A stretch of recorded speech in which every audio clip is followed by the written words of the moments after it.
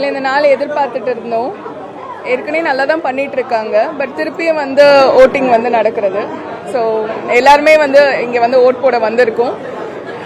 கண்டிப்பாக மனசுக்கு பிடிச்ச அணி, அடுத்தடுத்து நல்லது செய்ய போகிற அணி வந்து ஜெயிக்கணும்னு ஆசைப்படுறேன்.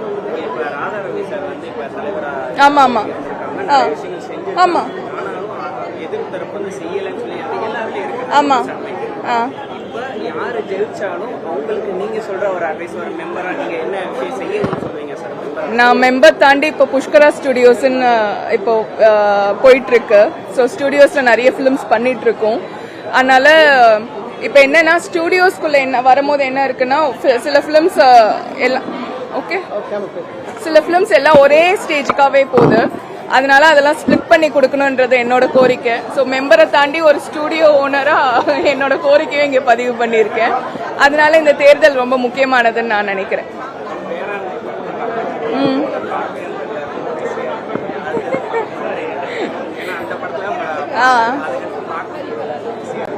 இல்ல அதுக்கப்புறம் படங்கள் பண்ணேன். ஆனா இப்போ பண்றது இல்ல. இப்போ ஸ்டுடியோ வந்து இருக்கிறதுனால மேபி இன் ஃபியூச்சர்.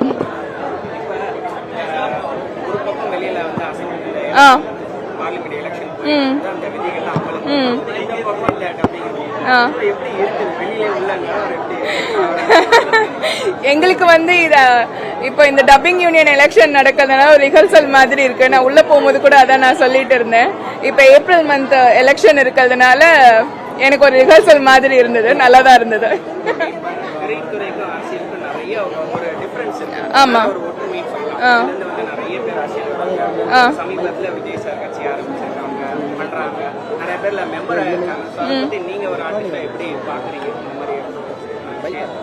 ஏன்னா நல்லது செய்யணுன்றதை தாண்டி அரசியலுக்கு வந்து நல்லது செய்யணும் விஜய் சார் ஒரு முனைப்பு எடுத்திருக்கு, கட்சி ஆரம்பிச்சிருக்காங்க. அதை எப்படி பாக்குறீங்க?